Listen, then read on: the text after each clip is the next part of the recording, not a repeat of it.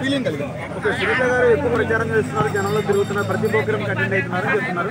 అది కాక మాగంటి గోపినాథ్ గారు చేసిన మంచి పనుల గురించి ఆమెకు సపోర్ట్ అయిపోతుందని చెప్తున్నారు. మాగంటి గోపినాథ్ గారు కూడా ఈ నియోజకవర్గంలో లైన్గా 3 సార్లు గెలవడం జరిగింది. ఓకేనా, అయితే ఏంటంటే మన సోషల్ మీడియాలో ఎక్కువ చూస్తూ ఉంటాం, ఎక్కువ ఆమె తిరగడం కానీ ఎక్కడ ఏందనేది కొద్దిగా హంగామా అనేది కనపడతలేదు.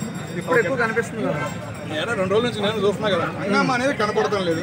కానీ ఏంటంటే బీజేపీ తరఫున కూడా ఎవరు నిలబడలేదు కాబట్టి, అగ్రకులాల్లో వాళ్ళు కాబట్టి కొద్దిగా ఏదైనా 50% కూడా కొద్దిగా మూవ్మెంట్ అనేది కొంతమంది మాటల్లో వింటున్నాం.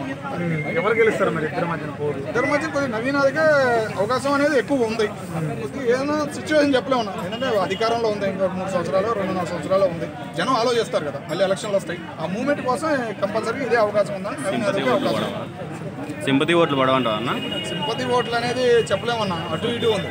ఓకేనా, సింపతి ఓట్లు అనేది ఈయనకి ఉంది, 2 సంవత్సరాలు కష్టపడ్డాడు ఓడిపోయాడు అనే సింపతి ఈయనకి ఉంది.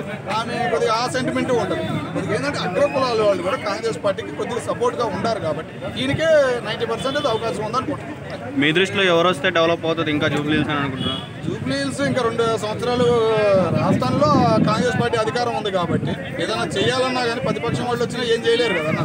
కాబట్టి కాంగ్రెస్ పార్టీ తరఫున ఈయన నిలబడ్డాడు కాబట్టి ఈయన వస్తే ఇంకోటి ఏదైనా చేయగలుగుతాడని నమ్మకం మాకైతే ఉంది.